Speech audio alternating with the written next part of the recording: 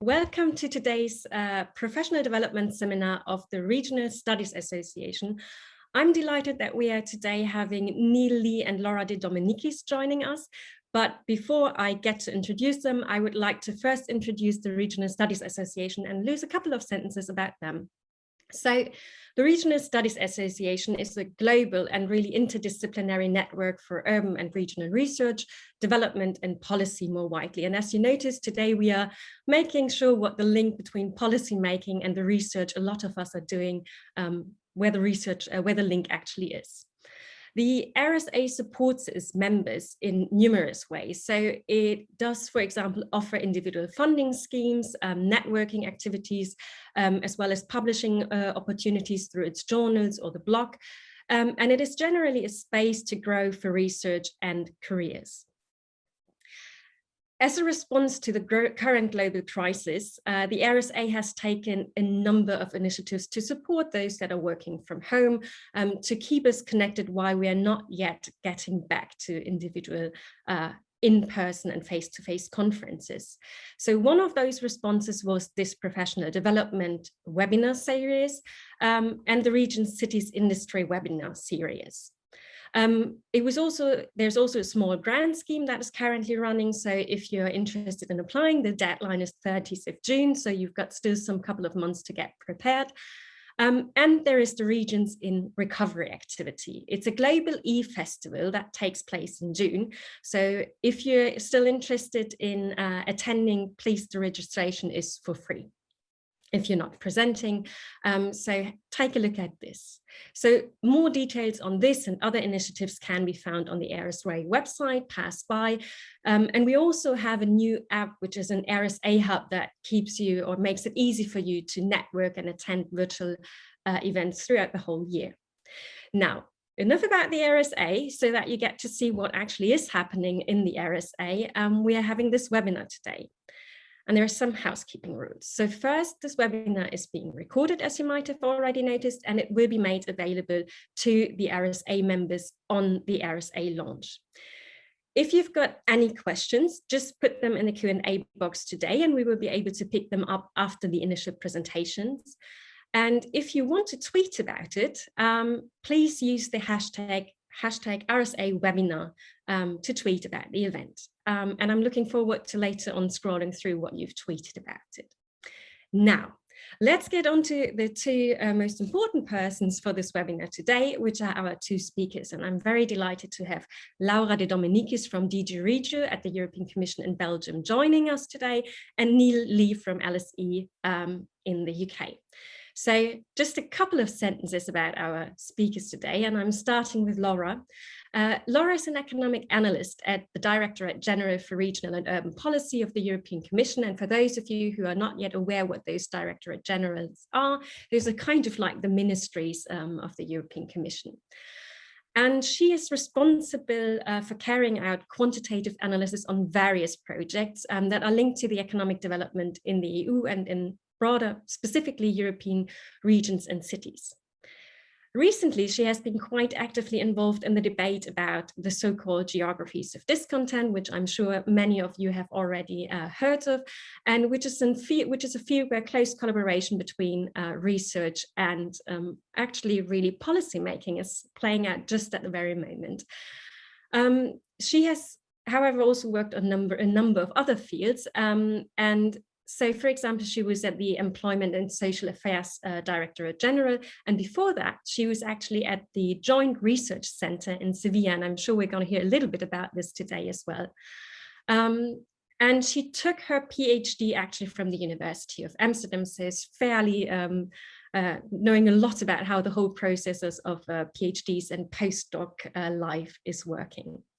Now, moving to the next speaker, I'm delighted to welcome Neil Lee here. He is a professor of economic geography at the London School of Economics, and his work uses a lot of different econometric methodologies to investigate issues that are very closely related to public policy making. But as a lot of you already know, those numbers, they need to be explained in ways that people can actually understand them. And Neil has made his career not just being excellent in doing the research itself, but also being able to communicate this with policymakers, for example, with the OECD, World Bank, European Commission, and so on. And today we're going to hear a little bit about what his tips and tricks are that he has up his sleeves to make this work.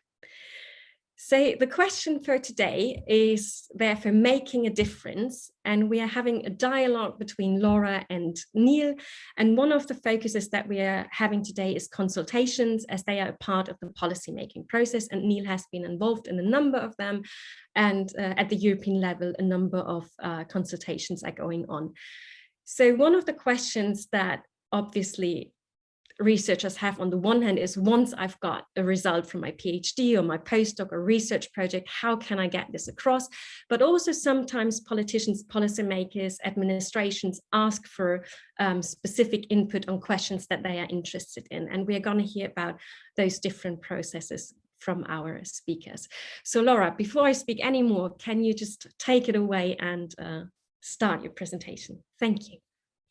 Thank you very much, Franziska. Thank you to the whole RSA staff for inviting me and inviting us to present during this very, very interesting webinar, which is also quite close to me personally, as you might have seen, like from when you were talking a little bit about my career in the Commission.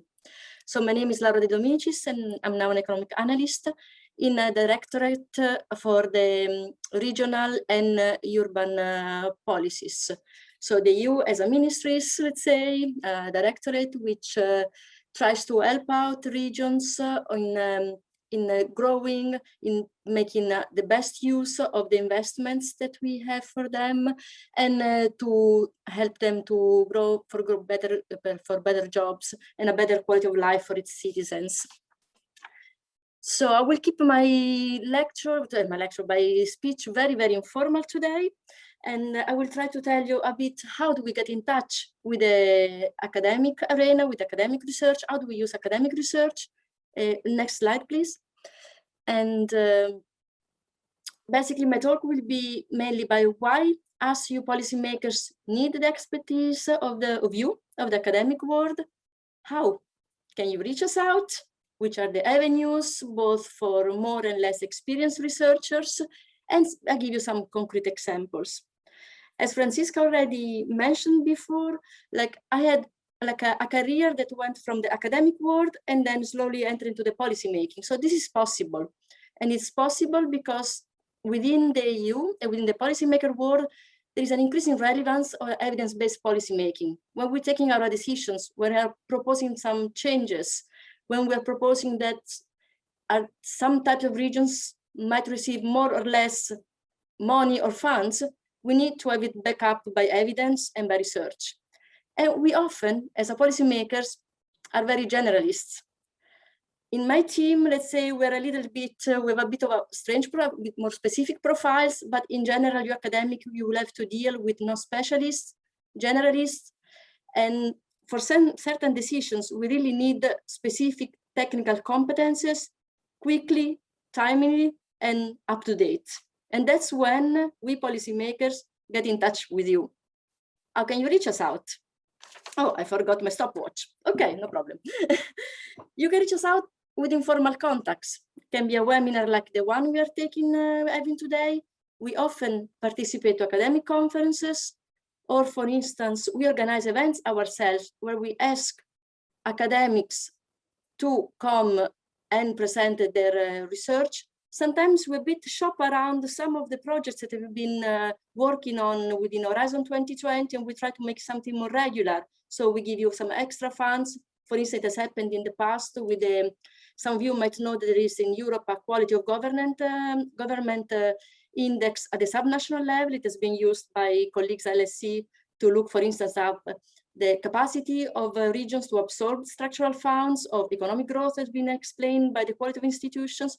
This was a research project, I think, within a Marie Curie project. We had a center that could be, let's say, something really valuable. And now we're going up to the 4th edition of this index. And it's used also by policymakers during like the evaluations of some of the programs that regions present, or for those who are familiar with the semester cycle governance, to assess whether member states are doing well compared to their, let's say, budget deficits or other issues. And another way is through public procurement. So often we need to have the expertise. We have a topic, we don't have the expertise, let's say, to look into that. So we launch some call for tenders. So we ask you, for instance, there is this topic, we would like to have a report on that, some specifications, and you are free to apply, a bit like let's say, on Horizon 2020. And we assess them, and usually that's how we start knowing with each other. It's true, these are probably some options which are very much, let's say, more open for very experienced researchers, but usually in those teams there are also some junior ones. So it's not for only experienced researchers. There are from call for grants, or something that recently has been used, especially to assist our geographical units in DG Regio to analyze very specific issues, is what we call the Emmy list for experts. You will find basically here, it's we invite academics, researchers, junior and seniors, not only seniors, because you can have 3 or 7 years of experience, to register your name, your profile in a portal. And here I have been talking to colleagues these days which have used this list. I didn't use them myself. And they say, what are you looking for an expert? Into an expert, when you look for an expert, we look for specificities. So a hint that can give you when you are thinking to apply to those lists for experts, and the link will be in the next slides, is try to be selective with the fields and to really pick the fields that you think you can give an added value, because usually we need something super specific. I can give you some examples. For instance, recently we've used experts to set up a system of monitoring for smart specializations in the south of Italy. And that was done through experts because we didn't have the expertise in-house to do it.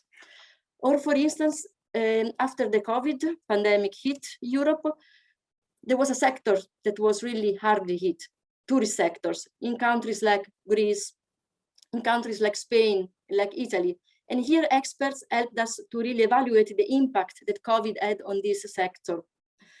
So especially, I mean, this is very important also because, I mean, cohesion funds, let's say, regional policy has been one of the first instruments that have been used after the COVID hit Europe to somehow give some funds, some money to regions and countries to cope with this crisis by, for instance, and there we needed some assistance from you to understand where we could really make the highest impact. So this was one example, for instance. What else can say? Some concrete examples more, it's something of social progress. Like there is a lot of debate about beyond GDP. GDP is not the only thing that can explain well-being, quality of life. So the EU, together with the OECD, since the early 2000s, talking about going beyond GDP. So together with academics, together with our consultants in-house, we developed an index to monitor beyond GDP across regions, the social progress index, and how this got an impact. It got an impact because it was captured by the European Parliament. Let's say it was European Parliament at a certain point decided that that was the way to go forward for regions, and they set up a big pilot project to assist regions to, let's say, to choose programs to monitor themselves in terms of social progress. So it was from some, let's say, more, let's say, analytical academic concepts mediated through the political, let's say, platea, like the European Parliament, and assisting the region. So how the impact moves from academics, let's say, to the policymaker worlds. In the next slides, and I'm almost done with my talk, I just put you some links. The first links maybe is the most important for you is this, let's say, call for tenders or call for expression of interest, open until 2022 to become an expert and to enter in contact with the European Commission, DG Regio in particular here. I will include then probably some more links for younger experts, let's say, who are just finishing their MPhil or finish their PhD. So they have, let's say, less than 3 or 4 years experience. Then there's a digital job page where we update call for tenders, call for grants. And a last part is a digital job working paper series, because this is also how you can get in touch with us. Sometimes we assist to conferences. We are at the European Weeks of Regions and Cities during the masterclass that we co-organize with the RSA, for instance. And we feel that there is something really interesting that we could explore a bit further. So we do ad hoc contracts with specific researchers. It was done, for instance, in the context of the geography of discontent or the middle income trap. And if you link that, you can see also what type of work we do, and you will see that the names are not all, let's say, staff from the European Commissions, but very often staff from the academic world, and not all seniors. So with this, I think I'm within my 10 minutes, although without stopwatch. And for any questions, just don't hesitate to ask or to send me also emails, and the email is at the beginning of my presentation. Thank you. Wonderful. Many thanks for this input already, Laura. And I'm just going to directly direct the word to you, Neil. What do you have to tell us? Thank you very much. Thank you, Laura, for joining us.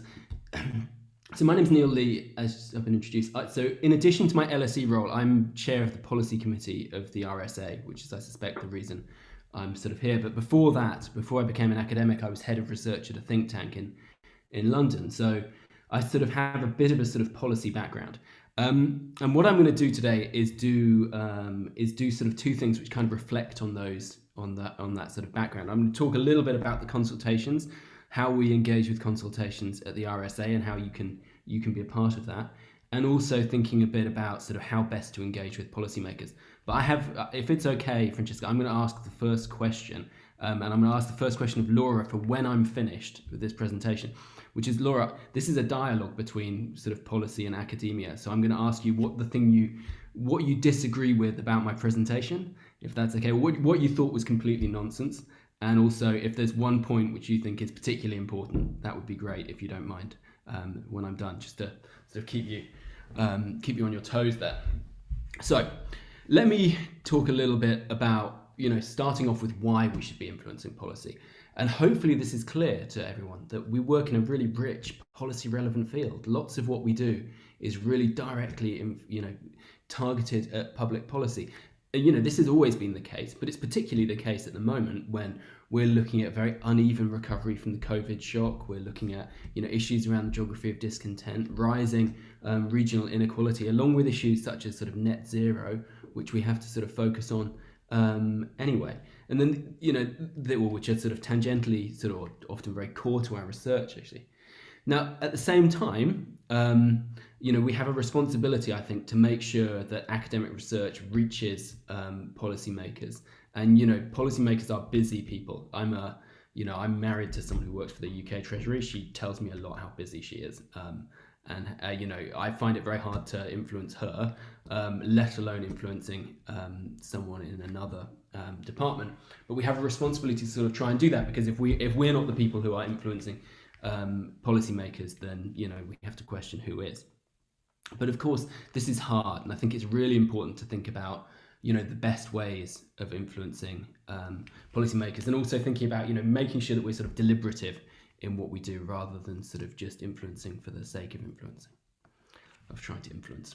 So let me start off with some sort of like overall points around how we should engage with policymakers. And the first one is around sort of clarity and sort of simplicity. And I think, Laura sort of touched on this, that there is policymakers are often non-specialists, not Laura, who's got a, PhD, but, lots of people are moved around from department or sort of unit or sort of, DG to DG. And often that means that they're sort of non-specialist. And so the sort of classic way of talking to a policymaker is that they are a sort of informed non-expert. You're talking to someone who's very bright, but who is not necessarily going to have all the sort of background which you need. So you should be avoiding jargon and technical language. We should not be assuming, particularly for someone like myself who does econometric research, I should not be assuming that econometric research is sort of readable to sort of people who aren't sort of completely massive geeks like myself. You also need to demonstrate relevance. I thought it was really interesting when Laura was talking about specificity and the idea that actually, you need to show that your work is relevant to policymakers, because they're busy people, and you need them to be able to sort of pick up and sort of, they need to be able to see why you should sort of why they should care about your work. What is relevant about your work for them? But with this big caveat that, and I think this is really important, is that we, as academics, we have to build on solid foundations. So the research quality absolutely matters. Research quality matters before we can sort of, start thinking about policy impact. And I think there's sometimes that is forgotten. We need to be sort of building on these sort of very solid foundations. Unfortunately, in the RSA community, I think we're sort of definitely building on solid relationships, on solid foundations.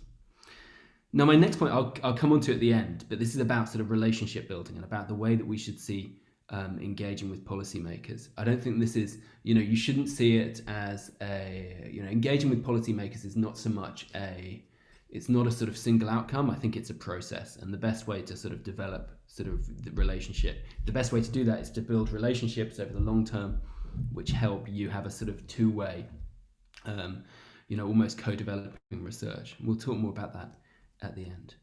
But then the final point I wanted to sort of talk about is we're kind of talking about the standard policymaker here, and actually, we tend to in academia have this, sell this story about, there is a policymaker or a decision maker, and that is a sort of single type of person. But actually, we're talking about a wide range of different types of people here. So, people with very different sort of electoral and timescales. So, one of my colleagues, I have a brilliant colleague, Kirsten Simbrook, who's been working with a couple of Chilean ministers recently. And, working with ministers is fantastic because she gets fantastic sort of access, huge amounts of sort of public policy influence. But the problem is that once the minister's out, and you have to sort of start rebuilding there. Working with civil servants is sort of very different. And actually, one of the things we don't talk about enough is often sort of working, particularly when we're working at a sort of subnational level, building long-term collaborative relationships with organizations, city governments, regional governments, be that sort of, Baden-Württemberg or somewhere in, the south or, Kampala. I have a PhD student who works on that. But you need to be sort of really precise and clear about the sort of type of policymaker you're going to influence, because it sort of really matters for the way you sort of, set things out, I think. So part of my role at the RSA is responding to consultations. Now, consultations at the sort of European level, we do probably slightly too many at the sort of, with probably slightly too much focus because of my background on sort of UK consultations. But consultations are when a particular government or the commission asks people for information or for the best academic information on a particular topic. And they tend to be quite structured. There is a set of questions which you answer using, the best academic evidence you have. And they provide a sort of really direct way of influencing the policy-making process. They're a good way of introducing yourself. They're a good way of putting across your, your point of view. They're nice because they're published. Normally, if you put in a submission to a consultation, it gets published, and then, it lingers. And of course, these are something which we tend to do quite a few of as the RSA. Actually, the RSA tends to sort of get groups of people together to fill in consultations. And so we respond to a range of consultations in a range of different countries. Now, in my role as as sort of the chair of the policy committee at the RSA, it's part of my role to try and get teams together for these consultations. Now, I need to be a little bit cautious here, right? Because there are two rules here, which I'm going to coin. And the first is the Hardy rule. And this is because when I first started doing when I first started doing this role, Sally Hardy said, take on consultations if they are relevant and, you think you can say something sort of robust. But she said, don't feel you have to, take on a consultation because of the, just because there's a consultation on something you sort of, have a strong opinion about. So that's my sort of Hardy rule. And then I also have a Tomini rule. And the Tomini rule comes from, this is John Tomini, who's a sort of great professor at UCL. And when I just started doing this sort of chair of the policy committee role, I sent him a sort of link to a consultation, and he basically looked at it and said, look, this is not a real consultation. This is a consultation. And you see these sometimes, not from, the commission, of course, but from where you see sometimes consultations being used to sort of legitimize existing decisions. So the Dominicis rule is to sort of be a little bit careful. So the Hardy rule and the Dominicis rule, these are my two heuristics I use to decide whether we should go for consultations. And the answer is we probably don't go, you have to be quite selective about what you go for, because there are quite a lot of work. But having said that, where we do go for consultations, they're a great way of bringing together a sort of RSA team together. But I want to sort of have a caveat here, right? Which is that, we try and get people together to do these consultations. We're trying to be very selective about what we sort of respond to. But sometimes I worry that we are not as open to integrating people from sort of different areas of the RSA community as we could be. So this is my sort of open invitation to you guys, is if there's a consultation which you think we should be sort of responding to, send it my way and we can have a little chat about it. But remember, the Hardy rule and the Dominicis rule, which means that we don't respond to 90% of the consultations we sort of see. We try and sort of focus our sort of ammunition, if you can put it like that. So, consultations. This is an example of one we did recently. This was led by Enrico Venino, who's a sort of professor, or no, he's an assistant professor at the University of Sheffield. But as you can see, we got a range of different people involved in doing this, and we sort of badged them with the RSA, which provides some sort of legitimacy. They all go through sort of the, they are vetted for quality, these, of course, so we have to be quite careful about what we put in. But the idea is that, they provide a really focused route to impact for people from the Regional Studies Association. And the other thing I love about them is that we bring together people from all sorts of different parts of the association, and I'm keen to sort of broaden that out, I think, in the future. So what makes a sort of good response? So the first thing is, this is kind of like writing an essay question, isn't it, for students, is that, when we tell our students when they're writing essays at the LSE, we say answer the question, and it's the same thing with consultation responses. Keep it clear, short and direct. Explain why, not so much your topic is important, but explain why your sort of answer is important. Don't assume you can sort of, jump into jargon. Some of these, for example, if you're putting into a select committee, or, when I've done work at the, when we've responded to, or spoken at the sort of, I spoke at the budget committee, probably pre-Brexit. And, one of the things there was, we had to be very careful to make sure that people knew what terms we were using, such as venture capital or access to finance were. Statistics, examples can help make the case. They need to be based on evidence, not opinions. We try and, we have Policy Expo. I'll talk about that in a moment. And one of the key things here is that, two key points here, right? First of all is that, it's good if you can provide solutions. So Laura's been talking about sort of Andres Rodriguez-Pose's work, and he's one of the reasons Andres is so impactful with policymakers is that he doesn't just say, here's the problem. He says, here's the problem, and here is how I think you should try and address it. And then the final thing is that, like I said, this is influencing policy is a process. So you cannot just sort of submit the consultation, or send your journal article to a policymaker. It's much more of a process.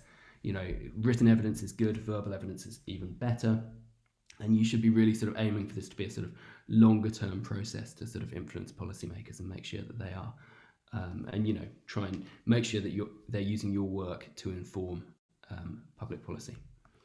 So I'm done, Franziska. I'm not going to talk for very much longer. I feel like I may have gone over time, but I just wanted to pitch one final thing, which is that we have a Policy Expo scheme at the RSA.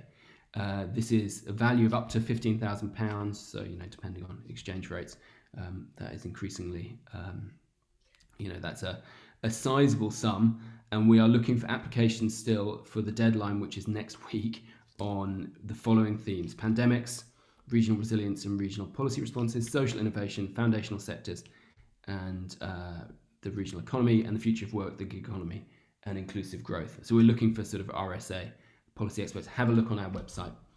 Sorry for abusing this presentation to give a little bit of a pitch. So there we go. Thank you very much. Thank you, Nia. I would like to directly get back to the question you started your presentation off, if I may. So Laura, did anything that Neil say resonate with you, or do you disagree with something? Do you want to reiterate something? I think I do actually agree with all points, and I can say some of the bullet points that were at the end about public consultations, but actually they also, I see something we are looking for when we ask academics or researchers to work on a study for us. Avoid jargon. We are the first one to use jargon. I mean, the first week I was working at the commission, I got those emails with like TA, this, and I didn't understand what they were talking about. And so avoid jargon and think that even if you are dealing, that is something, if sometimes you are dealing with people who are a bit more technical, the audience of a study at the end is very wide.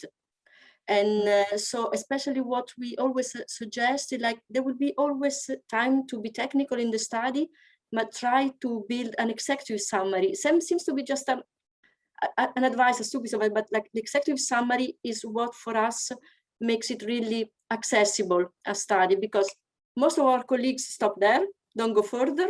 The one who can go further can deal with the technicalities, because if they get curious, so they go to the technicality, but really the executive summaries, and there where you can really sell your message, try to talk both to people with more or less technical background. So I think this is, and like build a good relationship. I mean, we are, some of us are busy, some are less busy. If we don't understand it, just because probably we have, it's like when you have multiple subjects to teach at the university, let's say, that you're a bit juggling between one and the other things, but try to really, try to be, at least with the policymakers I've been in contact with and I work with, in a very informal, good relationship, and I think that's, so I do agree. I think the point that you make about executive summaries might also fit with one of the questions or comments made by Sally Hardy, and which I would like to direct back to you, Neil, then. And that is about the point that they need to demand attention and that they need to ask a question. So is it possible to make those points in an executive summary, Neil? Yeah, I mean, this is, so one of the, you know, let me be entirely open. One of the challenges we have with our consultations is that we get loads of like very important, very interesting, very expert people to sort of write. And so we end up with loads of sort of incredible insights and sort of fantastic material. And sometimes actually, you know, the role of whoever's sort of running the, or sort of putting together the consultation is to sort of summarize that in a sort of punchy way, because, you know, there's a lot of material. And obviously we need, like Sally says, you need like a sort of hook to sort of drag, to sort of make sure that yours sort of stands out. And one of the nice things about doing, you know, consultations from the sort of RSA perspective is that, you know, people do, you know, take us seriously as a sort of, you know, respected, learned society. But, you know, you still have to make sure that you're seen as being, as saying something which is sort of, you know, punchy and sort of, you know, like Sally says, sort of, you know, demanding attention rather than sort of, you know, just being more academic words on the page. And maybe that being punchy, that relates to another question. And the first question that Sally posed, which I find quite interesting, is Laura, can you give us some examples maybe or views on behaviors of researchers that policymakers, maybe you yourself, find frustrating, or, you know, something like Sally suggested, requesting extensions or similar. And then the question directly the other way around for you, Neil. Oh, okay. Let me see. I can talk for myself, maybe. I mean, sometimes, but it doesn't happen much with academics. Maybe more with consultants could happen, that they look at us sometimes like, okay, you're just policymakers, you don't understand, that's the best thing to. So I always like, I think, like it's a very much like open relationship. I mean, each of us understands the limits, and to engage without us considering you don't know anything about policymaking, we don't know anything about technicalities. I like when really the relationship, it's open, it's sincere, and we sit on the table and really that's a thing that they're requesting extensions. I mean, it depends. If it's because some data have been released a bit later, we are willing to wait to get newer data, for instance. I mean, if you're looking at a study on GDP and we know that the new GDP comes in April, and then we don't ask you for delivering everything in March, maybe we'll give you 2 or 3. So just if I think delays has to be justified. If it's because what you proposed was too challenging to do in that, let's say, time span, that can be something. So sometimes also like applications, proposals, don't have to promise everything. That's what sometimes also we like, are proposals that go straight to the point, that maybe don't try to go 360 degrees, go a bit more confined, but then we know that we are going to get something on that and what we want in the time. So that can be one of the advice, maybe. Thank you, Neil. I was lucky usually with my hips, so I don't have much to complain. So I have a long list of things which policymakers do, which are annoying. I don't. So look, I mean, there's a few things which I find sort of difficult sometimes. So, I mean, the first thing is, so Sally talks about, in a question, sort of, wanting everything quickly. And actually, I don't, I'm sort of relaxed about that. So I guess I'm sort of used to it. But the thing which I do find frustrating about the policy process is you sometimes have these, meetings, and then it's just like you've gone into the void. You have this very nice meeting. Everyone tells you, how useful your work has been and how important it is. And sometimes it can be quite hard to sort of follow those things up, or to sort of, continue those sort of relationships. And actually, academics tend to stay in place for quite a long time. Where we are. You can sort of, Google us. And sometimes it's quite hard to sort of, it's quite hard for academics to sort of pin down who's the new civil servant who's working in an area, or the new person in the particular sort of part of DG Regio or whatever it is. So there's this sort of problem with sort of, I guess, civil service turnover, and this problem with sort of, not quite being clear what is happening with the sort of, what you're talking about. I'll give you a brilliant example about this, okay, which is like, I know this is going on YouTube, so I'll have to be a little bit quiet. I'll have to be a little bit cautious here, but so about sort of 4 years ago, I was invited into Whitehall to go and talk with a select group of incredibly bright, very young civil servants who were working on a particular public policy issue, which is extremely close to the RSA's interests. I had a really nice chat with them. They said, "That's really interesting. We'll talk about this. This is great. Going to have some sort of influence."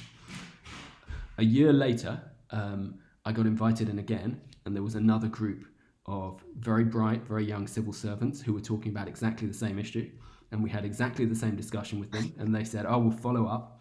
Anyway, so I thought, this is fine. This is how sort of policy works. Like about a month ago, I got another email. Can I come in and have another discussion with a new set of civil servants on the same topic who are working in the same team? But just the churn had been so much that it's very hard to sort of do all this stuff around sort of relationship building and sort of informing what's going on. So I'd say that's sometimes quite a frustration. And then, the other thing here, of course, is that, it hasn't always been that, with the best will in the world, political decisions are not always made on the basis of academic evidence. And that is sometimes a little bit frustrating because, you obviously we have to say what the academic evidence says, but sometimes there are other political issues going on which mean that what we say is going to be ignored. And I find that a bit frustrating.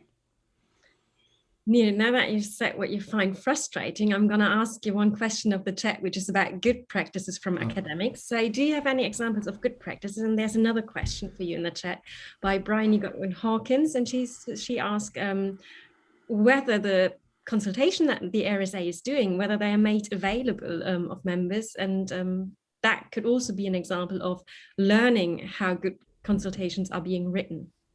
Okay, well, let me start with Bryony's point first, which is yes, they're on the RSA website. Have a look. Let me know if you've got any feedback on them. But Maybe you can put a link in the chat as well. Yeah, could we do that? That'd be wonderful. So our response, they're online, and then we are, like I say, we're sort of open. We try and get as many people as we can. Possibly, but then the key thing is that we are sort of, as Sally says, I think in the response, there is a balance here between sort of, we want to be as inclusive as possible, but we have to sort of eventually sort of come down to a sort of response on the basis of the RSA board. And then the other question was about who's examples of good practice, right? Or who's who's good. And let me give you two examples of academics who I think do really good stuff. So the first is another LSE person, Simona Imerino. And I'll tell you a little story about sort of working with policymakers with Simona. So like, I'm a big Simona fan, and as I suspect most people are. But one of the things which I really liked was we went to a very, we were in a, should we say, a sort of a Gulf state, and we were talking about public policy with some sort of senior policymakers, and they really wanted one answer. And the thing which I like about Simona was she just said, that's not the answer. She just held her line. There was no like, basically they were looking to sort of justify a particular sort of intervention which just couldn't be justified. And Simona was brilliant at like holding the line, complete academic credibility on that. So I think that's great. And then let me give you another example who's someone else who's associated with the RSA, which is David Bailey. And the thing which I like about David Bailey is that we think about public impact as being about sort of, or policy impact as being sort of one-on-one engagement with, particular groups of policymakers, but there's this wider media sphere where we can sort of also have influence. And, David Bailey is just fantastic on TV, on the radio, talking about,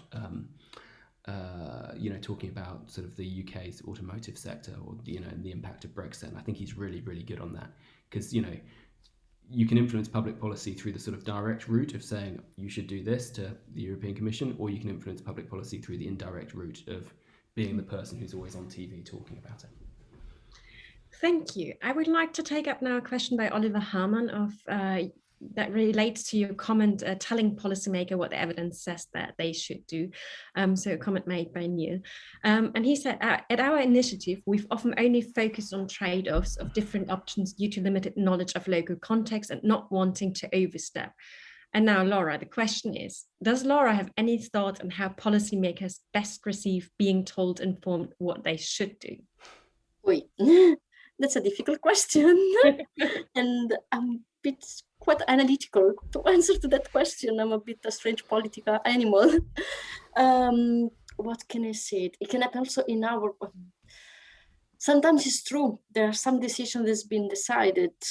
Mm-hmm. And I think in some, at least myself, but can I talk personally, being told that that's not evidence-based, maybe then if the decision, let's say, is taken anyway, but I think we do appreciate that we are told, like in this example of Simona, that this is not justificable, you say in English, justified.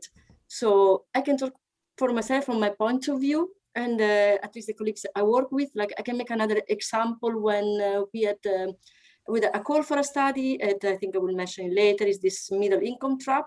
And when we did it in a way, we formulate the call in a way that we were agnostic. We asked like the academic world to prove that there was a middle income trap. We were open to accept that a middle income trap would not exist for European regions. So in this moment, we try to be agnostic, but can be just by, I can give you a message, I mean, we are open to it. At the end, we moved into a development trap because by being agnostic at the beginning, we realized that at EU level, the problem was not only the one of the middle income trap, like in middle income economies in the rest of the world. So by being agnostic, being open to different also trap opinions, we arrived to a result which was wider, was not maybe applicable to cohesion policy in itself, because cohesion policy targets low income regions, I mean, doesn't targets very high income regions, but this being agnostic brought us also to understand that there is, let's say, there are different possible results to the policy making decision. Then, of course, cohesion policy will focus on the more advantaged, less advantaged regions in their policy making, but still, we were told also there was something more in Europe. And that stays in the report, was not cancelled. Thank you, Laura. There are already quite some examples of how policymaking takes up academic work. And there's one more question from Sally Hardy. Should academics get more credit for policy engagement, and could policymakers help with this? Well, that's obviously quite an interesting question about the different time allocations that researchers have to decide they are doing, specifically when they are younger, but also when they are more established, and where do they put in their time. And consulting actually does take time, as Nia said. So maybe that's a question to both of you. Should academics get more credit? Well, I've phrased the question. I've already said that I think so, but what do you think? Something I can give my opinion unless Laura. So you know I think it's vital, right? I think it's really, really important as part of a sort of academic career. I do think you need to sort of. So this is kind of inspired by some of my own views, which is that my own experience, which is that I probably started impacting policymakers a bit too early before I had a sort of enough of a basis. So you need to it's like I say, you need to get the foundations, and once you have the sort of foundations, and I think sort of building on that, I think it's a really important part of it. Should be a really important part of the job. But for universities, they're not hugely incentivized to do this, or they are, but like the incentives are for a select group of people in each department to have done it rather than for everyone to do it, if you see what I mean. So certainly in the, I can obviously speak in the UK system, but there will be impact case studies. These are, I think, not a bad idea in many ways, but they basically say that you can have a few superstars, would I ever be putting in an impact case study ahead of Andres Rodriguez Pose and Simona Imruno? Probably not. So it's not counting to me. But actually I think there is a sort of recognition that it is increasingly important, I think, in some fields, and I think we're lucky that our field is one where actually people do seem to think a lot about policy, and people do seem to think it matters. I'm already looking at the time. We will be overrunning just very slightly, maximum for about 5 minutes or so, because I would like to give Laura the opportunity as well to answer the question in what ways, for example, policymakers could help support this. And then there's also something that you already mentioned in your presentation, that there's the AMI list, which is, some of the work and the influence might be unpaid, but also the AMI list is a way of getting a contractual engagement with the European Commission. And maybe I can ask you, before you send us off home today, to give us some ideas of what you would be looking at for an expert in the AMI list. Oh, okay. I would like to also, because I think the audiences, I've seen there like some PhD students or postdocs.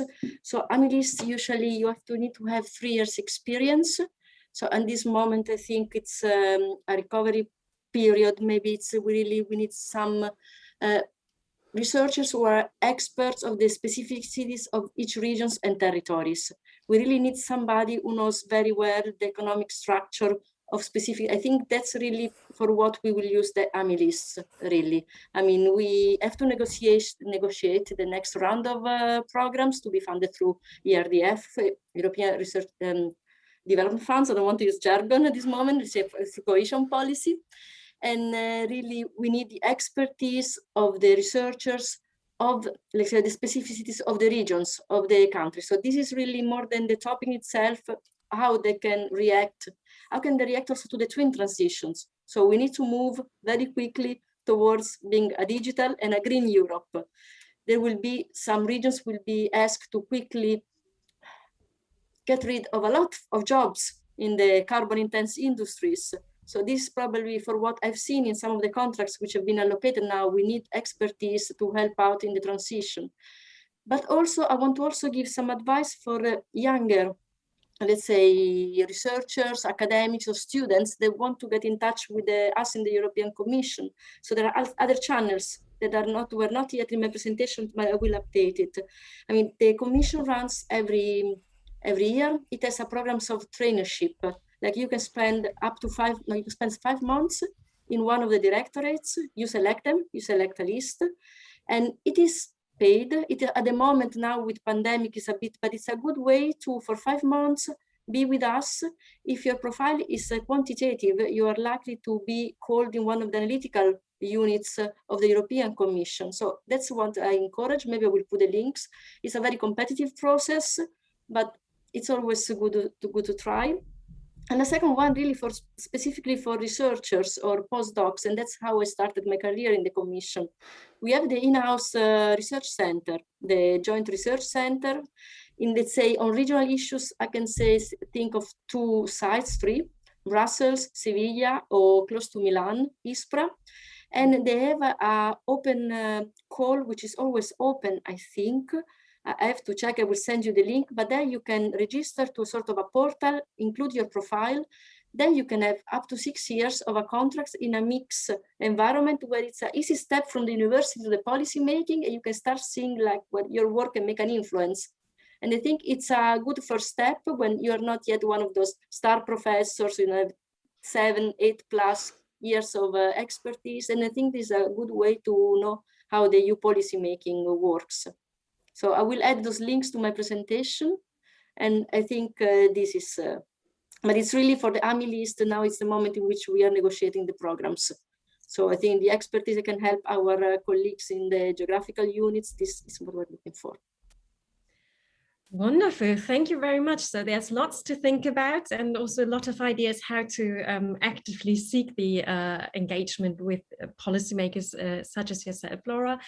I would like to really thank you very much for taking the time to join us today. And I know that you, needed to go back to the office, and it's very complicated nowadays to get into buildings. It's and pleasant. It's nice. So thank you very much for taking the time and for having this discussion with Neil. And Neil, thank you very much as well for enlightening us, not just on your experiences, but also giving us more concrete ideas of what the RSA is doing. It's always truly inspiring to see how much the RSA is doing.